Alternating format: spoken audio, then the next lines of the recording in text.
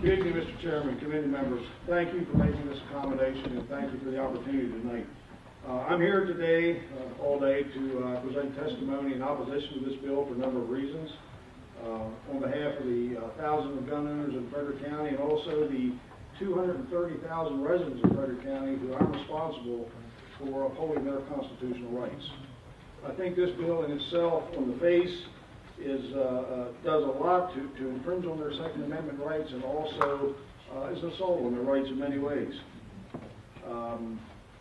This bill, if you look at it on the surface also, if you look really closely, I think you're going to see it's in direct conflict with the Declaration of Rights of the State of Maryland if you look at Articles 2, Article 28, and Article 44. Another constitutional issue that I think could be very arguable, when you look at the bill down the line, in effect what it does, it bans future ownership, potentially. It only allows you with certain limitations to pass on or hand down the firearm to family members. I think that effectively constitutes a taking or a seizure of your personal property under both the Fifth and the Fourth Amendments of the Constitution. So I think you should really look closely at that. What this bill does, it bans certain types of firearms strictly on the cosmetic or the appearance of the gun, all in response to emotional and politicized misinformation out there. It mandates expensive training for current legal gun owners, knowing full well that no one has access to this training. It's just not out there. It's not available. It criminalizes the currently legal regulated firearms owners who are otherwise law-abiding citizens. And what this bill is going to do is create a tremendous burden on law enforcement, which is already overburdened, understaffed. Senator, you made a comment about the state police doing more and more out of the barrack. I'm here to tell you they don't have the manpower to do that, at least not in Frederick County. What this bill won't do certainly will not keep these firearms out of the hands of criminals intent on doing harm or committing violent crimes. It's proven that gun laws just don't do that. Certainly will not deter acts of violence, and it really doesn't do anything to promote the personal protection rights of citizens. What I'm finding right now is when I'm talking with my citizens in Frederick County, this bill has done nothing but created fear, emotion. There's now a panic that we can't get these guns, we can't have these guns. You can't find a bullet in Frederick County. And that's all because, a lot because of this bill, a lot because of federal law. I think there are some, let me mention this.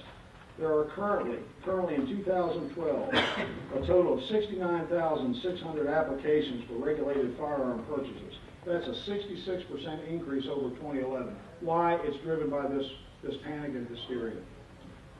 I think there are some effective measures that can be taken. Most of them could be amended in the current laws.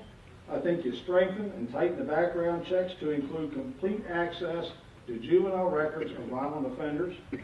I think you assure local court records are checked for domestic violence and civil protective orders for denials.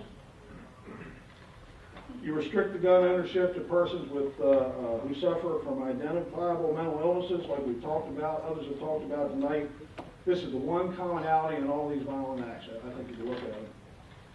Most importantly, you provide the tools, the funding, the resources necessary to law enforcement to enforce the laws that are already on the books. If you do that, that goes a long way in getting where we need to go. Most importantly, allow Marylanders the right to defend themselves. Folks, law enforcement cannot protect the individual. I can't protect my citizens.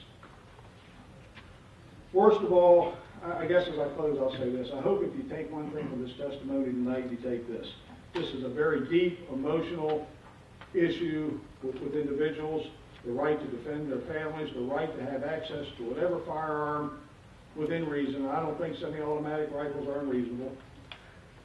My worst fear as a sheriff of Frederick County is that good people may die in trying to confiscate and seize these firearms, and good people may die in trying to hold on to their firearms. That's what I'm afraid of. So whatever the outcome, I think it's in your hands tonight. And I would urge you to kill the bill. And again, I don't think it's going to have any impact at all on violent crime.